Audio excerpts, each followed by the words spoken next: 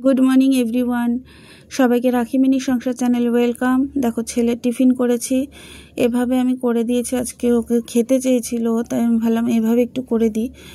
Role বলছিল, কিন্তু শশা ছিল না বলে আমি রোলটা করতে পারিনি। আর ও পেঁয়াজটা খেতে চায় না, বললাম খালি পেঁয়াজ দিয়ে করে দিও, খেতে চাইলো না। পেঁয়াজটা খেতে চায় না, কাঁচা পেঁয়াজ খেতে চায় না। যদি শশা হয় তাহলে তাও একটু ওর সঙ্গে মিশিয়ে দিলে খায়, নাহলে খেতে চায় না।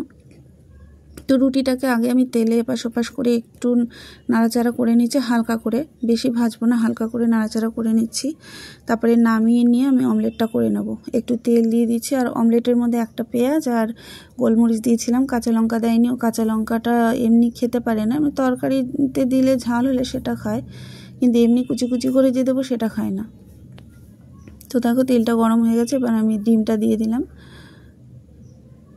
এখানে একটা পেঁয়াজ, একটা ডিম আর একটু গোলমরিচগুলো, পরিমাণ মতো লবণ আছে। পেঁয়াজটাও যদি মাংস রান্না করি, ইচ্ছা করলে কখনো কখনো মাঝে সাজে ওই ভাত যখন খাবে তখন একটু খায়, মাংস রান্না হলে তাও আবার, নাহলে এমনি খেতে চায় না, একদম খায় না।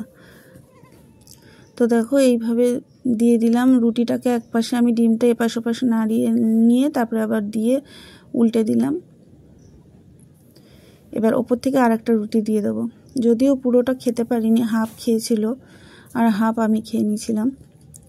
দেখো